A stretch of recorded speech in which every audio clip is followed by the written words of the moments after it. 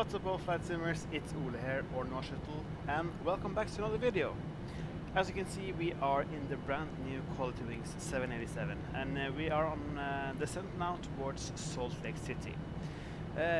Just wanted to show you guys how this plane is, and I'm going to show you how my experiences are with this one, regarding all the different stuff of the aircraft, especially landing, and how it follows the profiles and stuff for the VNAV. What can I say? This airplane is fantastic. I've been flying it constantly since it came out, and I'm just really happy I got it. Great frames, looks good. I mean, it's just a good product from Qualitywings. So all thumbs up to them. So I've been flying now for, let's see how long I've been flying. Exactly 9 hours. So we left Amsterdam, and I've been flying now for 9 hours, and now we are now approaching Salt Lake City. You can see the great Salt Lake over here. We've been here one time or two before on the channel, but now we are in the correct aircraft. We can have a look outside. And here she is in all of her glory. This is the 787-9, which is the not the longest, but also not the shortest. Actually, my personal favorite, to be honest. Indy KLM livery. It's Papa Hotel Bravo Hotel India. Okay, enough of me talking. We are now approaching 15,000 feet, and we should have the airport in sight pretty soon. So, one of the greatest things I like about this aircraft is the big displays. You obviously have the big CDU displays, but these ones are the best. You have great viewing angles of the whole trip, and you also have this one, the VDS display. I just love this one. Right now we are aiming for 12,000 feet at Weber. So what we can do now is we can aim for 6,000 at the bunker, which is the ILS point for our arrival. We are going into 16 right today, and then we are going to park at Delta 6, which is the one KLM uses in real life. So we set 6,000 feet there. We can, I haven't done anything about the heading. That's great. We can just do the heading now because it's really straight in from here. So the heading is 164. And let's see. This airport, as you all know, is very high up in the mountains. So our go-run altitude is 4420, or the missed approach. And once we are established, we have a go-round altitude of 1,800 feet. We have set the inlet ref to flaps 30 and 140 T plus 5. We are fully loaded today, so I mean, just in case. And then we have outer brake too, also just in case. Obviously the runways are pretty long, so we could probably just go with one. I think that's probably the best thing about this airplane. I mean, it's just so easy to hand fly. All the flights I've done with it, I've never had a harder landing. Like, it's been every landing has been under 200 FPM, and I consider that a good landing. And obviously this plane is also very automated. As you can see, I'm not doing anything now.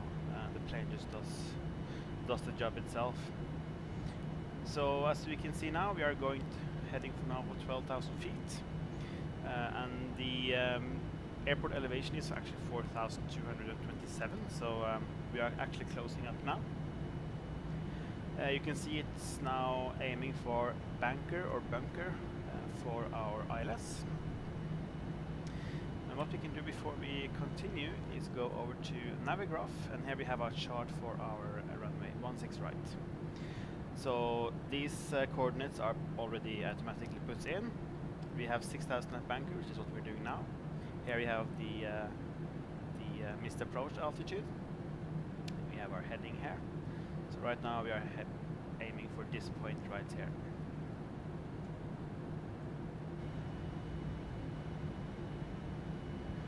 Let's see if we can see the airport. Yeah, we can see it there in the distance there. So, one of the hardest things about flying into like high altitude airports is that like knowing what is the correct light settings and when you take out the flaps and stuff. But since we are now approaching 11,000 feet, I'll just take out the lights as well, along with the seat belts. Then that's all done. And we actually have cached the ILS already, so we can just do approach now. And we can actually start to slow down a bit using the speed brake.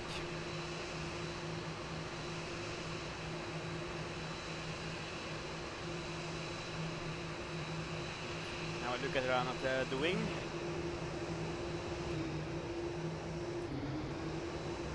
You can see it's excellently modeled here, both the sounds and the 3D model itself. So it's really, really good.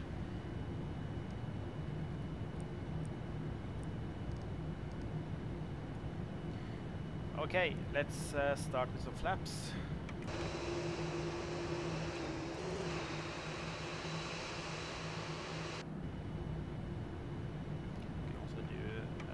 Extra flap, which is 5. That's also something interesting. You have 1, 5, 10, 15, 17, 18, 20. Please return all seatbacks and tray tables to their upright and stowed position. And here you can see something that's really, really interesting. You saw that turn right there, that right turn. I mean, why does it have to do that? It's just straight in from now. That's something that people have been complaining about. It's just doing this random stuff. I guess it's something we just have to wait for the fix. We've taken the speed brake now. Oh, we have a little freeze.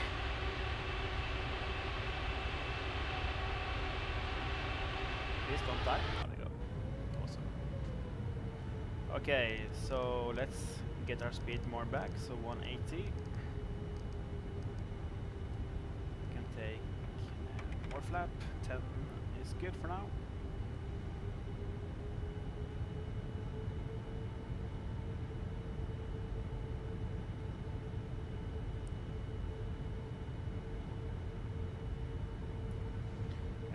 Once we start this little turn here, you can see now it's starting to do what everyone's been reporting. You see it doesn't follow the it's almost like it goes out to the like the outer blue stripe here, and then it starts to turn. So if you have like a sharp turn, if you for example would have used 34, we've been had some trouble, I guess, but not this time, hopefully. I want to take out gear now because I think we are quite close to the airport, so let's have a look at that.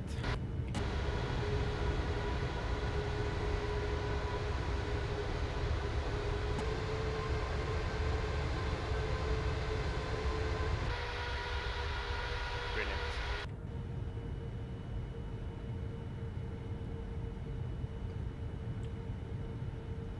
And I don't know if you can hear it, but the signature sound of the 787 is that little humming hydraulic sound, I think it is, just when you are on approach. I don't think you can hear it that good, but I can hear it on my headset. Okay, so we are bang on profile now. We are now approaching minimums. We are obviously stable, so we can approaching minimums. Approaching minimums. Approaching minimums. Approaching minimums. Approaching minimums. Yeah. Yes. There we go. Continue. Okay, let's now take our speeds back to 160. Do some more stag social flaps. We do 17.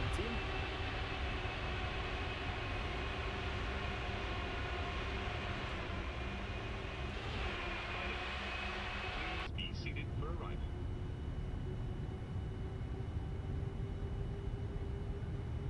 We're not sure if that missed approach altitude was correct, because it was 4,000 feet. And we are now at 7,000. Oh, what the hell. We are on good approach, and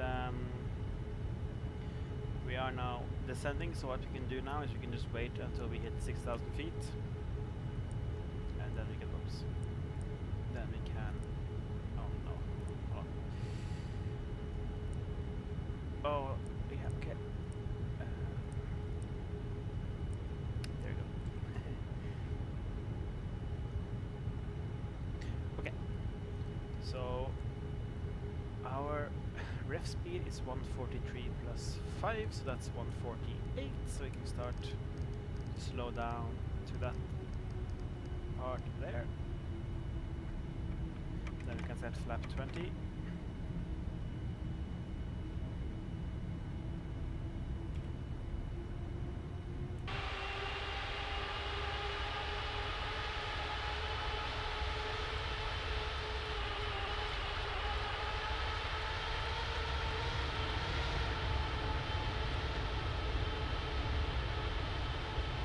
There you see the city over there. Can we see the temple? Yes, it's there. Awesome. Okay, so we just got the 2500 call out. We aren't that ready yet, but we can take rest of the flaps. So we have flap full, and we have our speed 148. We have our heading, which is 161. We can set our go around altitude now to 8,001 or 8,100 even. And let's. We have seatbelts signs to on. We have landing lights on. Runway turns off. No, on. Sorry. Taxi to off and strobes on. We have those lights on. And we have outer brake 2. And the last thing we need to do is do this. Speed brake on. Okay. So now we will just wait a little bit more, and then we will obviously take control ourselves because it's a clear day. Outer allowance is for pussies. It's not, but okay. And I really want to fly this plane after 9 hours. Land 3. This is awesome. Awesome to fly. Hopefully I will grease it down. Landing checklist. So landing checklist, we just did that. So what I will do now, my good friends, is we shall disconnect this one. And I have control. Now, we leave the auto throttle in, just let that do its job, like we do on the 777. And you can just easy, it's like flying a Cessna, you can just do simple, small inputs on the yoke and it does it. One thing that's a little special with this plane is the like the position of the nose and how you sit in the cockpit. You kinda, I feel like you fly a little nose diving, not much, but a little bit, so you don't have to like flare too much. I'm already starting to get off profile because I'm not focusing. But it's just, as I said, it's really easy to fly this thing, to correct yourself up, and to really keep your altitudes and something. I mean, it's just great. You can see now we are now approaching. So now I should shut up and we shall listen to the engines while we land. 400.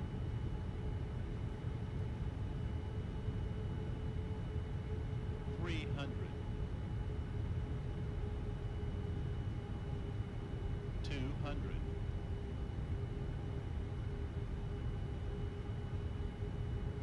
100. 50. 40. 30. 20. 10. And we're down. Start the reversers. And the spoilers are up.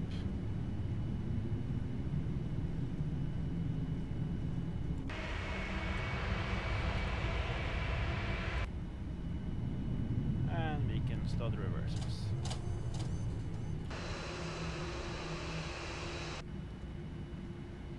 And we can vacate on Alpha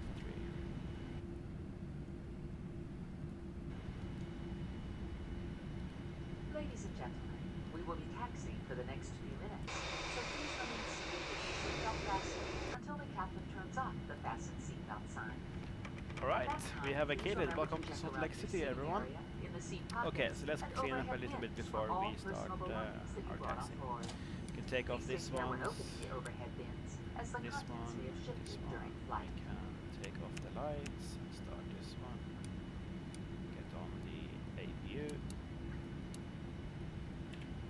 and we can turn off our transponder and the terrain consoles. Like so. Awesome. Awesome. Okay, so we are heading for Delta 6, which is actually the second closest terminal for us. So we'll just go over here, and then, oops, that is just over there, I think. And as always, GSX is the biggest cunt in the world. Oops. So we have to kind of argue a little bit with it to get what we want. Gate Delta 6, very good. This is the one and only PACSIM Salt Lake City. A highly underrated scenery in my opinion. It just, the whole coverage, you have like, you just don't have the airport, you have the city and you have like the whole ground around it. You have the Salt Lake City, of course, the Salt Lake, and you have the mountains also textured. I mean, it's just great. It's really great. Yeah, so this is the, I guess this is the E-gates. You can actually see our stands over there, which is Delta 6. And apparently we are using Delta today. Are Delta something? I guess they are, is it Sky Team? No, I can't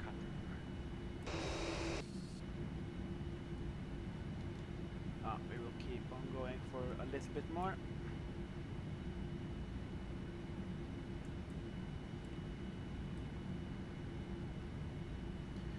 Actually take that. Oh, that was a little bit quick.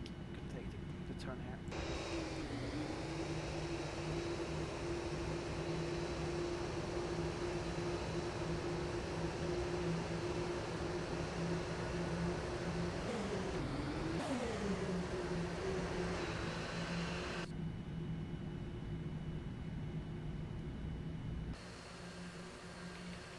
Oh, such a beautiful mountain. I really think Qualitywings deserve this. We've heard some rumors about PMDG maybe making a 787, but personally I think Qualitywings should be the only one to have a 787 because they've done just such a good job. Even though it's a little bit buggy, it's still a good aircraft. You saw it was no problem getting into this airport. So. Okay, we are here at the stand, and let's not blind everyone. So take this one off, and we have all our radars off, so we don't fry out their brains. Delta 6 is identified.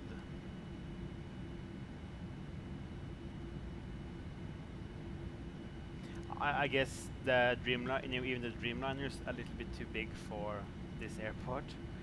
As you can see, the wingspan on this plane is really big or long. So let's see. I guess we have to go all the way. I guess since we're this long. Oh, there's the wall.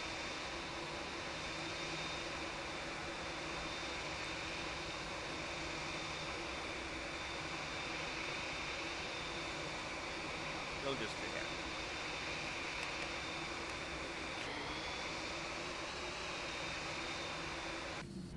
Okay, we have arrived. We have our APU running, actually identified on the screen, so we can take off our engines, off with the beacon, and seatbelts signs to off. And again, it's buggy as hell, so let's see what they gave us now. Hopefully it's the boarding. Yes, it is. To get up this thing, you can just either click Shift 2 or hit this button here, or you can hit this button.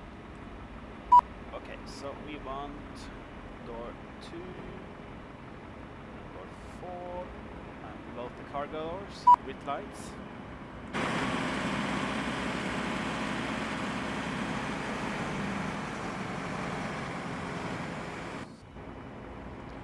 And okay, the jetway isn't working.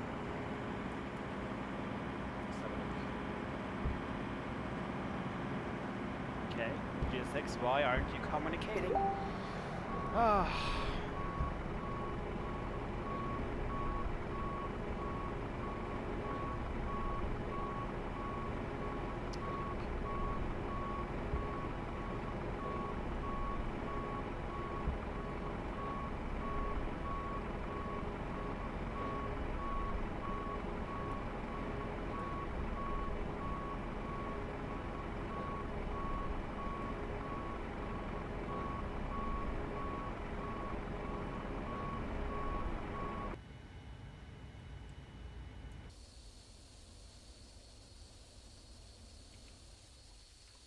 Let's have a look. Okay, I hope you liked this video. Just a quick look at the brand new Qualitywings 787. I really like it. It's something I've been looking forward to a lot this year, and finally it's out, and it's really, really great. So that's it. I'm planning on doing some full flight commentaries with this one, and so if you have any suggestions, just feel free to leave it in the comments below. I will be doing a requested flight from one of my friends, Captain Vic, which is Polish Airlines from JFK to Budapest. So that's going to be something to look forward to indeed. But that's everything. Thank you for watching, and I shall see you in the next one.